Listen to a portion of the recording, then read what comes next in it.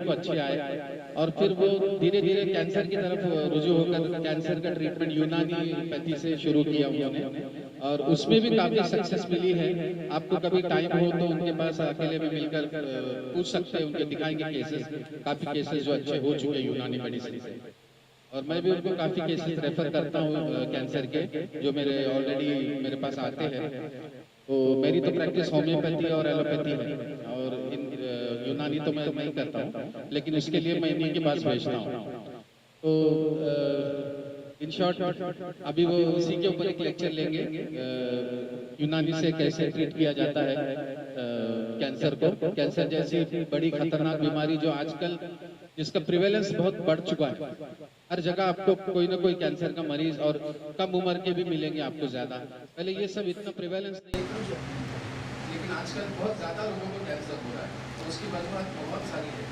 Artificial food वगैरह, ये सब हालात तो आपको सबको पता है। आजकल नेचुरल मिलता नहीं, ऑर्गेनिक चीज़ें मिलती नहीं है, आर्टिफिशियल खाते, डाइट की प्रॉब्लम है, डायबिटीज़ है, ये तो वो सारी चीज़ें हैं। तो आप मैं बस करता हूँ इंशाल्लाह सर आपको कैंसर के बारे में यूनानी से बताएं। दोस्तों, मेरा नाम डॉक्टर मुस्कान है।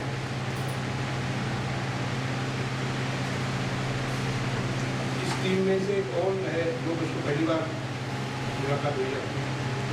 मेरे ख्याल से कॉलेज के आप लोग हैं ना,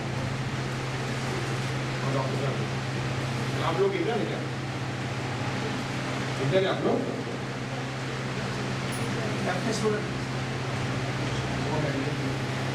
तो दोस्तों, जर्नी जो स्टार्ट हुई हमारे काम की, खासतौर से प्रैक्टिस के ताल्लुक से, आवाज़ आ रही है क्या? ऐसी बात कर सकते हैं दोस्तों। 1999 से हम लोग प्रैक्टिस में हैं और आज 2024 है, करीब 25 साल हो गए। और जब हमने हमारा सफ़र शुरू किया था तो जनरल प्रैक्टिस करते थे हम लोग, हॉस्पिटल वगैरह भी चढ़ाया हमने। धीरे धीरे फिर हम लोग यूनानी की तरफ आए। उसके बाद फिर मैंने एमडी किया, पीजी, और पीजी करने के बाद फिर हमारा जो सफ़र शुरू हुआ यूनानी प्रैक्टिस की तरफ और ऑन्कोलॉजी की तरफ। शुरू में हम लोग जब कैंसर के पेशेंट देखते थे, उस वक्त कैंसर के बारे में हमारा नॉलेज ऑलमोस्ट बहुत नेग्लिजिबल था, बहुत थोड़ा सा। कैंसर का कोई पेशेंट आता, कहीं से कोई रिफर करता है बड़ा डॉक्टर असर के पास जाइए, तो हम उस पेशेंट को थोड़ा सा सीरियसली फॉलो करते थे। That's it. क्या होने वाला है आगे, क्या उसका जो है आउटकम आने वाला है, कि रीजन को हमें नहीं मालूम था। और काम करते करते बहुत सारे जो फेलियर्स के बाद आज अल्हम्दुलिल्लाह ऑल ओवर इंडिया से लोग हमारे पास यूनानी इलाज के लिए आते हैं कैंसर के लिए। उसके अलावा दोस्तों, अदर दैन इंडिया दूसरे कंट्रीज़ के लोग भी, यूके, यूएस और मिडल ईस्ट के लोग भी आते हैं। और बाकायदा पेशेंट आने का मतलब ये दोस्तों कि पेशेंट एक मरतबा हमारे पास इलाज के लिए आता है और फिर वो फॉलो लगातार करता है, सेकंड मंथ की दवा लेता है, थर्ड मंथ की मेडिसिन लेता है, धीरे धीरे रिकवरी होती है, उसको अच्छा लगता है, उसके सिम्टम्स में जो है वो आराम होना शुरू होता है। तो ये इसका मतलब ये है कि कहीं ना कहीं वी आर डूइंग बेटर। करीब 500 से 600 पेशेंट हम लोग शायद हर महीने के और मैं आप लोगों को इतना तो बताता चलूँ कि हमारे इलाज में हमारा जो यूनानी इलाज है, यूनानी मेडिसिन है, इसमें जो मेजर जो फ़ायदा होता है पेशेंट को, लेकिन सबसे ज़्यादा कैंसर ठीक होना एक बहुत रिमोट चीज़ है। कैंसर ठीक हो गया, ये एक वेग बात होती है कि कैंसर ठीक कर ली, ये बात इस तरीके से नहीं होती है। पेशेंट को जो है अच्छा लगना, पेशेंट 1 महीना 15 दिन दवा लेने के बाद उसको अच्छा फील होना, उसका एपेटाइट इम्प्रूव होना, उसका वेट बढ़ना, पेशेंट को जो है पेशेंट का जो है सिम्टम्स में आराम होना, पेन खत्म होना, पेन कम होना, इतना अगर होता है तो इससे क्या जाहिर होता है दोस्तों कि आगे चल के हो सकता है पेशेंट पूरी तरह ठीक हो जाए। सबसे पहले तो हमें उसकी फाउंडेशन को बनाना है। पेशेंट सीवियर पेन में है, ठीक है, और हम उसको जो है कीमोथेरेपी दे रहे हैं। पेशेंट सीवियर पेन में है, हम उसको रेडिएशन दे रहे हैं। तो रेडिएशन कीमोथेरेपी क्या है, ये अपने आप में एक पेनफुल इलाज है। हम किसी भी उसूल इलाज को, किसी एलोपैथी को नाम नहीं रख रहे, वो अपने फील्ड में काम कर रहे हैं, ठीक है, कुछ हम चैलेंज नहीं कर रहे, हमको हमारी फील्ड को डेवलप करना है, ठीक है। तो एक चीज तो मैं आज आपके सामने जो है, जो हमारी जर्नी यहाँ तक आई है और हमने कैंसर में यूनानी से क्या सीखा, यूनानी मेडिसिन क्या वाकई में कैंसर में कोई रेवोल्यूशन ला सकती है क्या। यूनानी medicine is nothing but natural medicine, herbal medicine. ये कोई अलग से कोई नई मेडिसिन नहीं आई है। लोग आज नेचुरोपैथी में काम कर रहे हैं, होम्योपैथी में भी बहुत अच्छा कैंसर पे काम कर रहे हैं, आयुर्वेदा के बड़े बड़े सेंटर्स है कैंसर के लिए। सिर्फ जो है यूनानी का कहीं पर भी नामो निशान नहीं है। यूनानी का सबसे पहले नाम पिछले 10 सालों में हुआ था, किसी को मालूम है? वर्ल्ड लेवल पर सबसे पहले नाम पिछले 10-15 साल में किस वजह से हुआ था, कोई बता सकता है?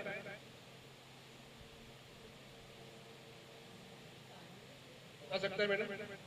15 साल पहले, 10 साल पहले ऐसी कौन सी चीज थी जिसने यूनानी को वर्ल्ड लेवल पर जो है फेमस कर दिया? हिजामा, ठीक है, एग्री एवरीबॉडी। हिजामा की वजह से यूनानी का काफी नाम हुआ है। हिजामा की वजह ने यूनानी को एक नई पहचान दी। हालांकि यूनानी हजारों साल पुरानी सिस्टम है। उसके बाद और एक कौन सा इंसिडेंट था जिसने यूनानी को एक जो है इंटरनेशनल लेवल पर नेम दिया?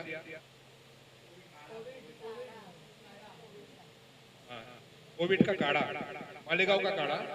हालांकि हमने भी एक काढ़ा बनाए थे और सर करीब 1 लाख काढ़े मैंने डिस्ट्रीब्यूट किया था, नो प्रॉफिट नो लॉस पे या छोटा मोटा जो भी है, फ्री ऑफ कॉस्ट पे दिया था। अल्हम्दुलिल्लाह 1 लाख पेशेंट ने उससे फायदा उठाया। एनीवेज, हमने हमारा रोल अदा किया। अब इंशाअल्लाह उम्मीद है ऐसी कि अगर तीसरी मर्तबा यूनानी का वर्ल्ड लेवल पर नाम होगा तो किसी वजह से होगा, ऐसी उम्मीद है इंशाअल्लाह। अल्लाह हमसे काम ले। तो स्टार्ट करते हैं हम लोग। मेरा नाम डॉक्टर मस्तान है, यूनानी director Girish cancer care centre BOMS MD मौलिजा से किया हूँ मैंने, और करीब पिछले 25 साल से प्रैक्टिस में हूँ। और मैं ऑनलाइन ऑफलाइन लेक्चर्स लेता हूँ, लगातार यूनानी डॉक्टर्स को ट्रेन करता हूँ, और करीब 700 के करीब मेरे अभी तक लेक्चर्स हो चुके हैं। और 5000 से ज़्यादा मेरे स्टूडेंट अभी इंडिया और पैन इंडिया लेवल पर और आउट ऑफ इंडिया लेवल पर लोग हैं। तो मेरे उसूल पर, मेरे तरीके पर काम उन्होंने शुरू किए हैं, मेरे बताए हुए उसूल इलाज को उन्होंने अपनाया है, और अल्हम्दुलिल्लाह बहुत सक्सेसफुली वो लोग काम कर रहे हैं। Next slide. तो कैंसर के बारे में दोस्तों बहुत ज़्यादा आप लोगों को बहुत बड़ा तो लंबा चौड़ा कुछ लेक्चर नहीं लूंगा, लेकिन कुछ पॉइंट्स आपके क्लियर करूंगा ताकि आपको भी एक कॉन्फिडेंस डेवलप हो कि वाकई में यूनानी से भी कुछ ना कुछ कैंसर पे एक बड़ा काम हो सकता है। कैंसर जैसे हम सबको मालूम है दोस्तों, it is spreading like pandemic. मैंने अपनी प्रैक्टिस में ऐसी फैमिलीज देखा हूँ, पूरी फैमिली को कैंसर।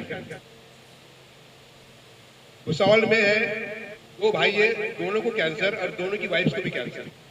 एक फैमिली देखा हूँ मैंने, मदर को कैंसर, फादर को कैंसर, बच्चों को कैंसर, और जो है क्या बोलते हैं उसको, उनके पोता पोतियों को भी कैंसर तक। एक ही फैमिली में 10-10 लोगों को कैंसर। तो वाकई में ये बहुत ज्यादा सीरियस इशू है। क्यों हो रहा है हमें मालूम होना चाहिए, और अगर हो रहा है तो इलाज से ज्यादा क्या बेटर है? प्रिवेंशन बेटर है। ना हो इसके लिए हमने हमारे पास कोई एक्टिविटीज नहीं है, कोई प्लान नहीं है, और हम जब जी रहे हैं होने के बाद फिर हम लोग परेशान होते हैं, हॉस्पिटल के चक्कर काटते हैं। Cancer is a big burden in many aspects.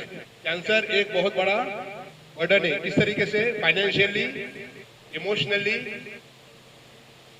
Every aspect. यानी पेशेंट, एक कैंसर का पेशेंट किसी फैमिली में हो तो उस फैमिली के आने वाली नस्लों का फ्यूचर ऑलमोस्ट बर्बाद।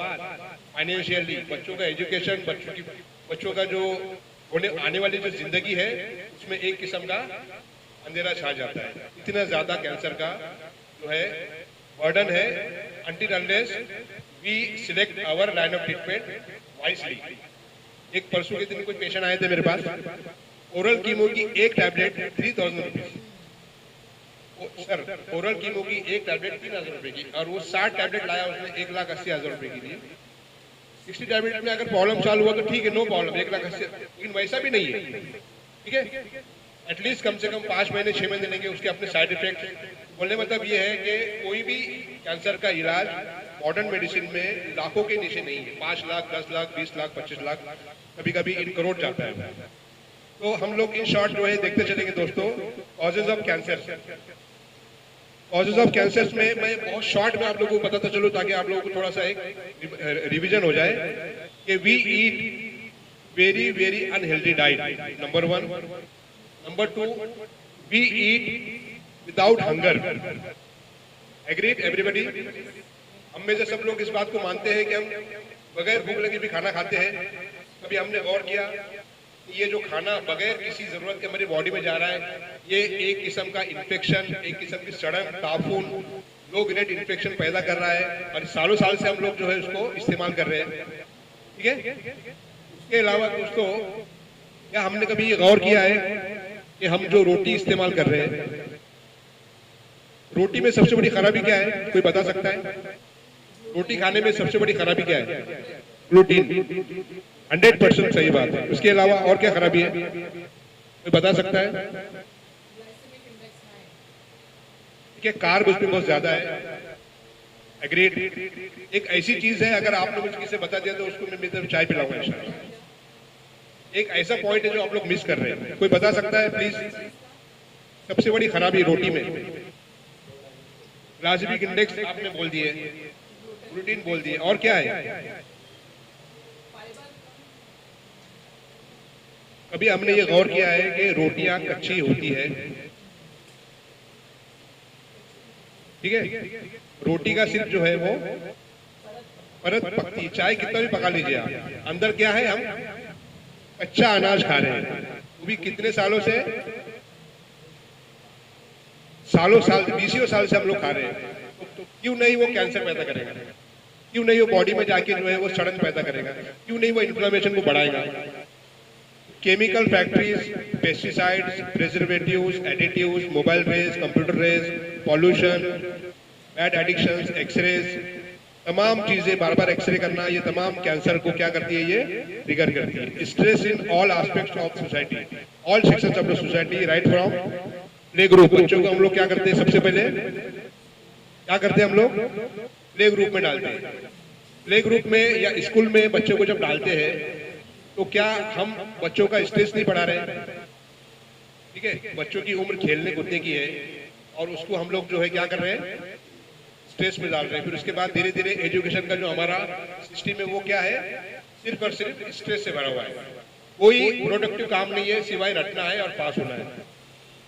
उसके अलावा जो है ये तमाम चीजें हैं कैंसर की, right from play group to higher education, and from higher education to our work places, target पूरा करना है, वगैरह वगैरह वगैरह। Next slide. Low grade infections, inflammation, recurrent infections, diabetes, other causes. दोस्तों, जैसे कि हमें सबको मालूम है कि कोई भी बीमारी, कोई भी मर्ज जब वो शुरू होता है तो उसकी शुरुआत कैसे होती है? इन्फ्लामेशन से। इन्फेक्शन तो बाद में होगा, छोटा सा इन्फेक्शन शुरू होता है बॉडी में। वो इन्फेक्शन बहुत माइन्यूट हो सकता है, और वो इन्फेक्शन रिवर्ट हो सकता है अगर हमने उसको प्रॉपर उसका इलाज किए तो। लेकिन वो इन्फेक्शन अगर क्रॉनिसिटी में चला जाए तो क्या होगा? धीरे धीरे बड़ी बड़ी बीमारियों में तब्दील होगा, इंक्लूडिंग कैंसर। Next slide. तो दोस्तों, हम ये बात करेंगे what is cancer. Causes of cancer तो मैंने बता चुका हूं। There are many types of cancer. Cancer की 100 से ज्यादा, हंड्रेड्स टाइप्स है। हर एक ऑर्गन का एक कैंसर है। ब्लड कैंसर की बात करेंगे तो 200 से ज्यादा टाइप ब्लड कैंसर की है। लिम्फोमास की बात करेंगे, हॉजकिंस, नॉन हॉजकिंस, कम से कम 100 से ज्यादा टाइप्स है उसकी, सब टाइप्स है। तो कैंसर अपने आप में एक बहुत बड़ा क्या है? बहुत बड़ा टॉपिक है। इसके ऊपर एक बहुत बड़ा जो है बड़ी बड़ी इंस्टीट्यूट काम कर रही है, और मॉडर्न साइड से ये चीज यूनानी से भी क्या हो सकती है? शुरू हो सकती है। ठीक है। इसके अलावा दोस्तों, कैंसर के बारे में अगर हम लोग बात करेंगे तो कैंसर क्या क्या है, what is cancer? Next slide, next slide, next slide. Cancer क्या है? कैंसर एक ऐसी बीमारी है जिसमें बॉडी का जो सिग्नलिंग सिस्टम होता है, बॉडी के अंदर जो हमारा सेल डिवीजन हो रहा है, वो सेल डिवीजन क्या है, बराबर से वो चलता है। यानी सेल, नए सेल बनते हैं, पुराने सेल क्या होते हैं, बॉडी से डिसइंटीग्रेट होते हैं। अगर वो सेल, जो खराब सेल है, वो ना जाके ट्यूमर की सूरत इख्तियार करेंगे तो क्या पैदा होगा? कैंसर पैदा होगा। वो जो सिग्नलिंग सिस्टम है वो क्या है, ब्रेन हमारे बॉडी को देता है कि बाबा हमारी बॉडी में कुछ तो भी गलत चल रहा है, you just take care of it. एक बात। दूसरी बात क्या है, एक टर्म है जिसे बोलते हैं हम एपोप्टोसिस बोलते हैं। क्या बोलते हैं? व्हाट इज एपोप्टोसिस, किसी को मालूम है? बॉडी के अंदर जो सेल डेथ होती है वो एक प्रोग्राम तरीके से होती है। वो सेल जो है वो बॉडी से निकल जाता है और नए सेल उसकी जगह लेती है। शायद मैंने पढ़ा हूँ कहीं 6 महीने 1 साल के अंदर हमारी पूरी बॉडी क्या होती है, नए सेल तैयार होती है, पूरी बॉडी नई बनती है। यही अगर एपोप्टोसिस और सिग्नलिंग सिस्टम में अगर कुछ खराबी पैदा हो तो कैंसर हो सकता है। अब जो है दोस्तों, कैंसर क्या है, कैंसर का टाइप कितने हैं, कैंसर का मॉडर्न डेफिनेशन क्या है, ये बताने की जरूरत है, हमें सबको मालूम है। नहीं मालूम है तो हमको लिटरेचर मिल जाएगा। हम आज यहाँ जो जमा हुए हैं यूनानी समझने के लिए, कि यूनानी किस तरीके से कैंसर के इलाज में एक नई डायमेंशंस को जो है ये एड ऑन कर सकता है। तो दोस्तों, जैसे अब आपको मालूम है कि कैंसर का जो है लिटरेचर अवेलेबल है किताबों में, यूनानी किताबों में। सुकरात के जमाने से कैंसर का डिस्क्रिप्शन है। कैंसर को जो है, ट्यूमर को कैर्किनोस और सरतान की सूरत में जो है वो डिस्क्रिप्शन है, आप सबको मालूम है। और बुकरात से लेकर तो इब्न सीना, जालेनोस, ठीक है, अबुल कासिम अल जोहरावी और हकीम राजी वगैरह, ये तमाम हुक्मा के किताबों में कैंसर का सिस्टमेटिक डिस्क्रिप्शन मौजूद है। उन्होंने उसको मर्ज सौदा के सूरत में बताया है, ब्लैक बाइल जिसे हम बोलते हैं, और बहुत अच्छा है। मसला सिर्फ ये है कि पिछले 100 और 200 सालों में उसके आगे यूनानी पे काम नहीं हुआ है। नहीं काम होने की वजह से क्या हुआ है कि आज दुनिया ने यूनानी को भुला दिया है, ठीक है। जबकि मैं समझता हूँ, बीइंग ए यूनानी प्रैक्टिशनर, 25 साल से प्रैक्टिस में हूँ सर मैं, और जब मैं कॉलेज में मेरा एडमिशन हुआ, कॉलेज भी जाता था और हॉस्पिटल जॉब भी करता था। अगर मैं उसको अगर ऐड करूंगा तो 32 ईयर्स का मेरा प्रैक्टिस का मेरा प्लान है। तो मैंने जो चीज समझा हूँ वो ये है कि यूनानी दुनिया की सबसे अच्छी पैती है, दुनिया की सबसे अच्छी पैती है। और बैड लक ये है कि ये पैती सबसे पीछे भी है। आज इंशाल्लाह हम सब मिलके एक दूसरे को कोऑपरेट करके अगर काम करेंगे, कैंसर और बाकी के क्रॉनिक डिजीज भी हम लोग बेहतर तरीके से काम करते हैं। क्रॉनिक डिजीज के बारे में आपको बताता चलो दोस्तों, कैंसर के बारे में मैं ज्यादा डिस्कस करता हूँ ताकि थोड़ा एक जो है ये डेवलप हो जाए, हमारा एक क्या बोलते हैं उसको, नाम हो जाए, कैंसर में लोग जाने। अदरवाइज क्रॉनिक डिजीज में हमारा बहुत अच्छा काम है।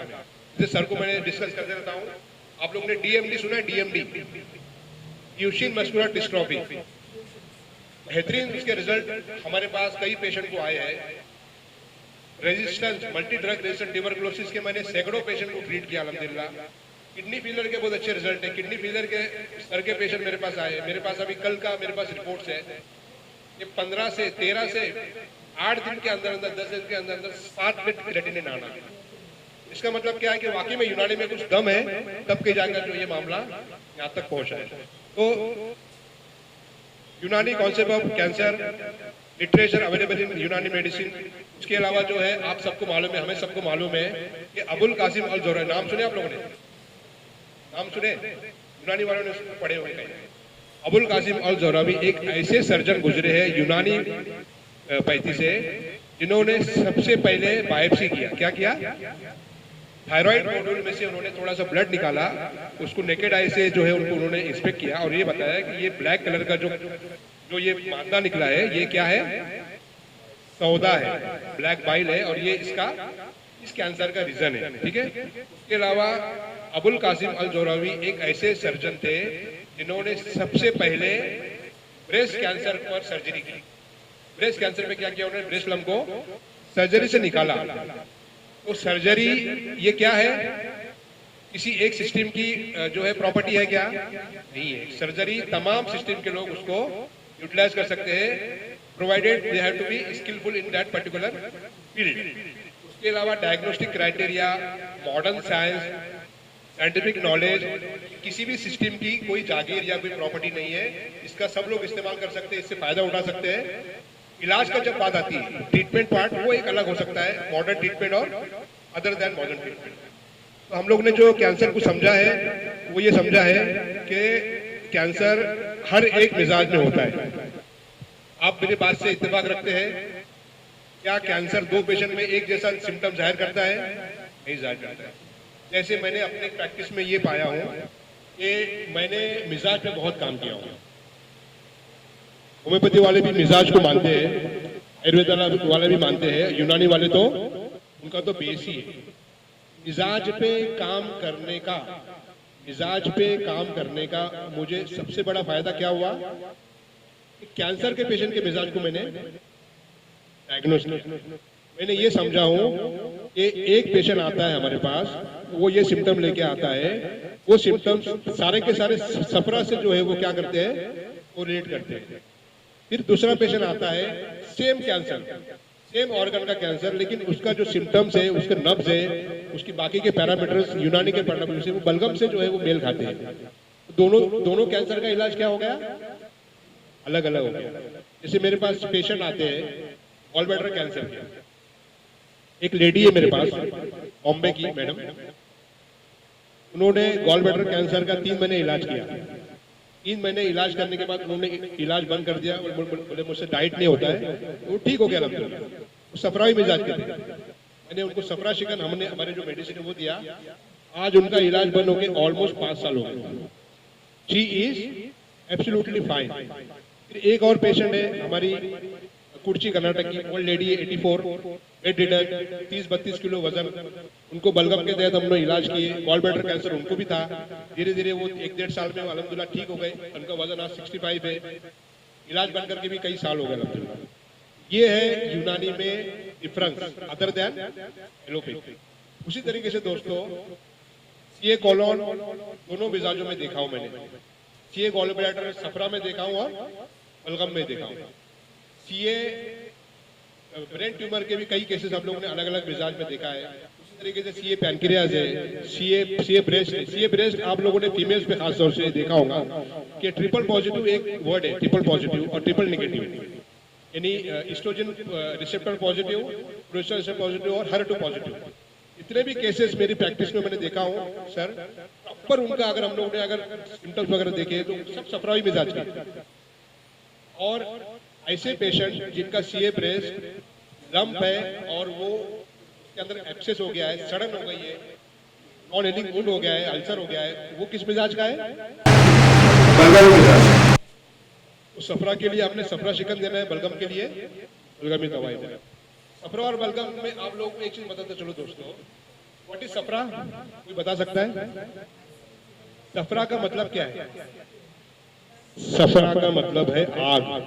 सफरा का मतलब क्या है? आग। आग क्या करती है? जलाती है। जब आग जलाएंगे तो कैसे सिम्टम्स आएंगे? बॉडी में जलन, चुभन, टिंगलिंग, नमनेस, घबराहट, बेचैनी, पाल्पिटेशन, ठीक है, डर, खौफ, इमोशनल इंस्टेबिलिटी, मूड स्विंग, ये तमाम सिम्टम्स अगर किसी पेशेंट में है, वो किस मिजाज का है? अगर उस पेशेंट में कैंसर है तो किस मिजाज का कैंसर है? वो सफराई मिजाज का। सिंपल।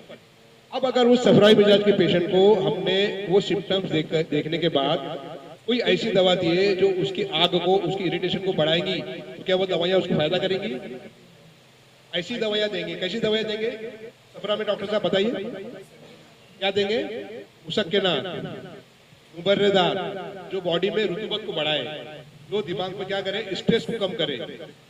जो दवाइयाँ एंटी स्ट्रेस एक्टिविटीज रखती है हर्बल मेडिसिन में, वो दवाइयाँ सफरावी कैंसर में बेहतरीन तरीके से क्या करेंगी? काम करेंगी। जो दवाइयाँ डिटॉक्स इफेक्ट रखती है, जो दवाइयाँ बॉडी से टॉक्सिन्स को निकालती है, बलगम को निकालती है, किस कैंसर पे काम करेंगी? बलगमी मिजाज में काम। ठीक है। अब बलगम को किस तरीके से हम लोग डिफाइन करेंगे? व्हाट इज बलगमी मिजाज? व्हाट इज बलगमी मिजाज? बलगमी मिजाज का मतलब ये है दोस्तों कि बॉडी में ताफुन का बढ़ना, आसानी के साथ बॉडी में इन्फेक्शन का होना, बार बार जो है वो रिकरेंट इन्फेक्शन है, एब्सेस फॉर्मेशन है, बार बार जो है पेशेंट के बॉडी के अंदर जो है लो ग्रेड इन्फेक्शन का पैदा होना, ये किस मिजाज में होता है? बलगमी मिजाज में होता है। एन नंबर ऑफ पेशेंट ऐसे बता सकता हूँ दोस्तों, अल्हम्दुलिल्लाह हमने उनको डायग्नोस किया, उनके मिजाज के तहत पहली खुराक से पहले दिन से उनको रिलीफ मिलना शुरू हो गया, धीरे धीरे उन्होंने रिकवरी की अल्हम्दुलिल्लाह। तो यहाँ पर हम लोग बात करेंगे सरताने सफरावी, सरताने बलगमी और सरताने सौदावी। Next slide. ठीक है, अभी जैसे हमने बहुत सारे हाइपोथेसिस बनाए हैं, आपको एक एग्जांपल देता हूं मैं। मेरे पास पेरी एम्पुलरी कार्सिनोमा किसी ने सुना है? Peri ampullary carcinoma common bile duct का कैंसर है। जो ट्यूमर होता है वो कॉमन बाइल डक्ट को क्या करता है? क्या कर देता है? ब्लॉक कर देता है। उससे क्या होगा? फ्लो ऑफ बाइल जो है वो रिवर्स जाएगा, लीवर में जाएगा, और क्या होगा? कौन से सिम्टम्स पैदा होंगे? जॉन्डिस। क्या पैदा होगा? वो जॉन्डिस, नॉर्मल बिलिरुबिन कितना होता है? 1.2। मैंने 30 बिलिरुबिन ट्रीटमेंट किया अल्हम्दुलिल्लाह, 24 बिलिरुबिन ट्रीटमेंट किया। इसलिए हो सका है क्योंकि हमने उसके मिजाज को पहचाना तो ये पेशेंट है। और ये हमने एक और चीज जो है हमारे प्रैक्टिस में पाई दोस्तों, जिन पेशेंट के पैरामीटर्स, ट्यूमर मार्कर या बिलिरुबिन तेजी से भागता है ऊपर, तेजी से जो है वो शूटअप होता है, वो किस मिजाज में है? सफरा में। बिकॉज ऑफ इरिटेशन उसका वो पैरामीटर्स क्या हो रहे हैं? और शूटअप हो रहे हैं। हजारों की तादाद में उनका जो है वो ट्यूमर मार्कर जाते हैं। तो बिलिरुबिन एक पेशेंट है मेरे पास, बिलिरुबिन उनका 24, पेरी एम्पुलरी कार्सिनोमा, उनको फिर मैंने सफराशिगन मेडिसिन दिया अल्हम्दुलिल्लाह, 4 महीने के अंदर वो 24 से 1 पर आए, 0.95 0.75 अल्हम्दुलिल्लाह, पेशेंट भी ठीक हो गया अल्हम्दुलिल्लाह। फिर हमने सेम जो है हमने peri ampullary carcinoma plus bilirubin का बढ़ना कई पेशेंट में देखा तो ऑलमोस्ट 90-80-90% लोगों को सेम रिजल्ट आया। तो हमारा हाइपोथेसिस क्या बना कि पेरी एम्पुलरी कार्सिनोमा किस मिजाज में पाया जाता है? सफरा में। और किस मेडिसिन से उनको फायदा होता है?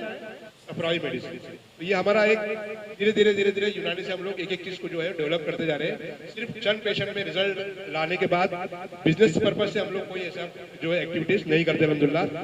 हम चाहते हैं कि आप लोगों के सपोर्ट से यूनानी और ज्यादा से ज्यादा यूनानी डेवलप हो, ज्यादा से ज्यादा लोगों को इंशाल्लाह राहत मिले। इसी तरीके से सीए एजोमेगस दोनों मिजाज में देखा हूं मैंने, CA liver, CA stomach, CA colon, CA gallbladder, I see in सफरा एंड आल्सो इन बलगम। Next slide. जैसे मैंने आपको बताया, सफरा नीड सुकून, सफरा नीड रिलैक्सेशन, सफरा नीड सफराशिगन मेडिसिन और सफराशिगन लाइफस्टाइल। एक सिंपल सी छोटी सी एग्जांपल देता हूं दोस्तों, काम कहाँ बिगड़ता है, रिजल्ट कहाँ खराब होते हैं। आप लोग ने मेथी की सब्जी का नाम सुना? मेथी की सब्जी या मेथी की सीड्स। मेथी की सीड जो है वो इरिटेंट है। क्या है वो? सोजिश को क्या करते हैं वो? बढ़ाते हैं। सफराई मिजाज के पेशेंट ने अगर मेथी की सब्जी या मेथी दाना इस्तेमाल किया तो उसका इरिटेशन क्या होगा? बहुत बढ़ेगा। बहुत बढ़ने के बाद उसका कैंसर भी उसी तरीके से बढ़ेगा। तो ऐसे पेशेंट को मैंने देखा हूं कि एडमिट की जरूरत पड़ती है। यानी अगर मेथी की सब्जी खाया आज, दूसरे दिन उनको एडमिट कर दिया, इतना ज्यादा इरिटेटेड है। ये चीजों को क्या करना है हमने? अपने डाइट से निकालना है। उसी तरीके से रेड चिली है, स्पाइसेस है, ये तमाम चीजें क्या करती है? सफरा को बढ़ाती है। और बलगम में क्या होता है? बलगम need eradication of low grade inflammation, detox. हमने यूनानी वालों ने तनकिए का नाम सुने? तनकिए मवाद सुने ना? तनकिए की जरूरत कहाँ पड़ती है? कहाँ पड़ती है? क्लियर हो गया? Next slide. स्कोप ऑफ यूनानी मेडिसिन इन ऑन्कोलॉजी और कैंसर, सर्जरी एंड यूनानी मेडिसिन। यानी मैंने कई एक पेशेंट में ये बात हमारी जो है कई पेशेंट में हमने तजुर्बा किया कि बाबा बड़ा ट्यूमर है और सॉलिटरी ट्यूमर है और कॉम्प्लिकेशंस नहीं है, किसी ऑर्गन में बहुत ज्यादा पेनिट्रेट नहीं हुआ है, तो हमने उनको मशवरा दिया जाके सर्जरी कर लीजिए। उसके बाद यूनानी मेडिसिन ली उन्होंने 6 महीने 8 महीने, रिकरेंस नहीं हुआ। ये एक काम करने का तरीका है। मेरे पास कोई पेशेंट आता है, हर पेशेंट को आंख बंद करके कुछ मत करिए, ऑपरेशन मत कीजिए, ये चीज गलत है, ये गलत माल प्रैक्टिस है। पेशेंट का ट्यूमर बढ़ने के बाद क्या होगा? हमारे वक्त नहीं मिलेगा इलाज करने का। ये एक तरीका हमारा इलाज करने का। दूसरा तरीका क्या है? कई पेशेंट हमारे पास आए, ट्यूमर का साइज कम किए, ताकि उन्होंने सर्जरी की, अल्हम्दुलिल्लाह सक्सेसफुल हो गए। कई पेशेंट ऐसे आए जिनकी हमने इम्यूनिटी डेवलप की, इम्यूनिटी इंप्रूव हुई, उनको क्वालिटी ऑफ लाइफ अच्छी हुई, फिर जाके उन्होंने कीमोथेरेपी किया और उस कीमोथेरेपी की वजह से उनके साइड इफेक्ट बहुत ज्यादा हमारी मेडिसिन से कम हो गए और वो बहुत ज्यादा रिकवर हुए। इस तरीके से हम लोग अलग अलग तरीके से काम कर सकते हैं। एक और बात दोस्तों कि लाखों पेशेंट ऐसे दुनिया में मौजूद है जिन्होंने एलोपैथी इलाज करके घर में जाके वो आराम बैठ चुके हैं, अभी उनके पास कोई रास्ता नहीं है, वो अपने आखिरी दिन गिन रहे हैं। यहाँ अगर हम लोग उन तक रीच करके यूनानी मेडिसिन से और डाइट से अगर हम राहत दे सकते रहेंगे तो ये अपने आप में बहुत बड़ा अचीवमेंट है। ठीक है, 48 out of 65 drugs derived from herbs like vinca, alkaloids, taxes, तो तमाम हर्बल सोर्स से ली गई है। यूएस एफडीए में 65 दवाइयाँ 2002 से लेकर तो 2012 के बीच की बात कर रहा हूँ मैं, वहाँ पर उन्होंने उन दवाओं को कीमोथेरेपी के एजेंट के तौर से उन्होंने उसको अप्रूवल दिया। कितनी दवाओं को दिया? 65। उसमें से 48 दवाइयाँ क्या थी? हर्बल सोर्स से थी। हमें मालूम ही नहीं है वो लोग काम कर रहे हैं। ठीक है, एक और दवा है आप लोगों को जैसे मालूम होना चाहिए, इसे हम लोग संख्या बोलते हैं। क्या बोलते हैं? संख्या को क्या बोलते हैं? आर्सेनिक। बहुत साल पहले हम लोग जब लेक्चर अटेंड करते थे ऑन्कोलॉजी के एजाज सर, तो ऑन्कोलॉजिस्ट बोलते थे अब आप लोग आर्सेनिक यूज करते हैं, ऐसा हो जाएगा वैसा हो जाएगा, किडनी खराब हो जाएगी वगैरह वगैरह वगैरह। आज आर्सेनिक के इंजेक्शन उन्होंने बनाए और they are giving in blood cancer. किसमें दे रहे हैं? ब्लड कैंसर में दे रहे। तो next slide. Thank you very much, thank you. Any questions? एक पेशेंट है, उनका नाम है लियाकत पटेल सर। लियाकत पटेल, एज उनकी 72 वगैरह। Known case of CML। CML क्या है? CML, chronic myeloid leukaemia. उनका WBC 35,000, कभी 30,000, कभी 35,000, कभी 48,000। अल्हम्दुलिल्लाह हमने उनको इलाज शुरू किए मैडम, और ये सब रिपोर्ट है मेरे पास। 8वें दिन उनका WBC 8,000। कितना? 8,000। अल्हम्दुलिल्लाह 2-3 साल तक लगातार उनका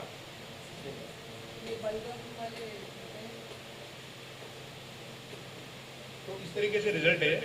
मैं चाहता हूं कि आप लोग भी इसमें हमारी इस मुहिम में शामिल हो जाइए। इंशाल्लाह आप लोग सपोर्ट कीजिए, पेशेंट्स वगैरह आप रेफर कीजिए। इंशाल्लाह उम्मीद है आप लोगों को मायूसी नहीं होगी, अच्छे रिजल्ट आएंगे इंशाल्लाह।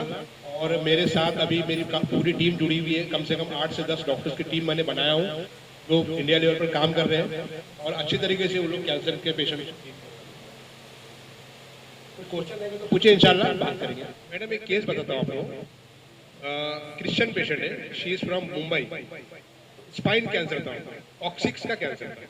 ये कॉक्सिक्स रेडिएशन के बाद she was very bad, bed return हो गए, रेडिएशन की वजह से चलना फिरना मुश्किल हो गया और पेनफुल कंडीशन में थी लेडी। वो एज रहेंगे 60+। अब हमने उनको डायग्नोस किया कि बाबा लोकल इरिटेशन है, सफरा। 1 महीने के इलाज में she was able to move, she was able to walk. 1 महीने के इलाज में, और 6 महीने के इलाज में sir she was moving around the whole mall, पूरा मॉल घूम के आती है। आज अल्हम्दुलिल्लाह वो 1-1.5 साल से इलाज चल रहा है, लेकिन she is fine. She is disease अभी है बॉडी में 60-70% खत्म हो चुका है, 30% लीजन बाकी है, लेकिन शी इज नॉर्मल। अगर पेशेंट को लीजन बॉडी के अंदर है और पेशेंट अच्छा है, लीजन खत्म नहीं हो रहा है, तो भी कोई प्रॉब्लम की बात नहीं है। That is also acceptable. क्यों डायग्नोस किए सर हमने, किस तरीके से रिजल्ट आया? क्योंकि सफरावी मिजाज के तहत हमने डायग्नोस किए।